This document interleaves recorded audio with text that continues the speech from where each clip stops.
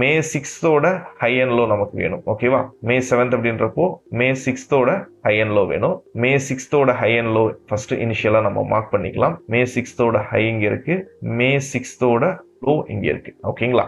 So இப்போ high to low mark பண்ணிக்கிறேன். So இங்கே லெவல்ஸோட மாடிஃபிகேஷன், சின்ன ஒரு மாடிஃபிகேஷன் அவசியம். என்ன அப்படின்னா, இங்கே இருக்கிறதெல்லாம் அன்டிக் பண்ணிடுங்க. நமக்கு வேணுங்கிற லெவல்ஸை மட்டும் நம்ம வச்சுக்கலாம். இதெல்லாமே அன்டிக் பண்ணிடுங்க. ஓகேங்களா? ஸோ இனிஷியலாக 1.36 வேணும். 0 வேண்டியதில்லை. 0க்கு பதிலாக -0.236 லெவல் எடுத்துக்கோங்க. பிகாஸ் இது பிரேக் அவுட் லெவல், இது பிரேக் டவுன் லெவல். நல்லா புரிஞ்சுக்கோங்க.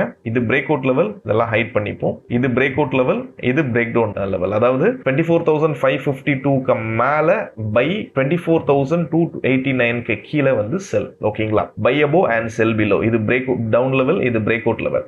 ஸோ இன்கேஸ் மார்க்கெட் பிரேக் அவுட்டும் ஆகல, பிரேக் டவுனும் ஆகல, ரேஞ்ச் பவுண்ட் மார்க்கெட்டாக இருக்கிற பட்சத்தில் அப்போ நம்ம என்ன பண்ணலாம் அப்படின்றத இப்போ பார்ப்போம். இப்போ டபுள் கிளிக் பண்ணிக்கோங்க.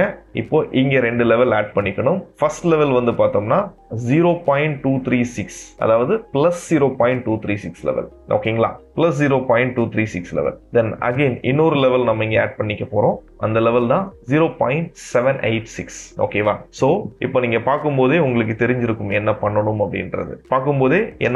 அப்படின்றது தெரிஞ்சிருக்கணும். உதாரணத்துக்கு இது இப்படி இருக்குன்னே வச்சுப்போம். மார்க்கெட் வந்து ரேஞ்ச் பவுண்ட்ல இருக்குதுன்னா ப்ராபபிளி இப்படி தான் மார்க்கெட் ஒர்க் ஆகும். ஓகேங்களா? ஸோ ரேஞ்ச் பவுண்ட்ல இருக்கிற பட்சத்தில் உங்களுக்கு மார்க்கெட்ல ஒரு நேரோ ரேஞ்ச் அப்படின்றது கிடைச்சிருச்சு. இந்த நேரோ ரேஞ்சுக்குள்ளாடி நீங்க ஸ்கேல்ப் பண்றதுக்கான ஆப்பர்ச்சுனிட்டி பார்க்கலாம். Which is from 0.786 to 0.236. Investment in securities market are subject to market risk. Read all the related documents carefully before investing.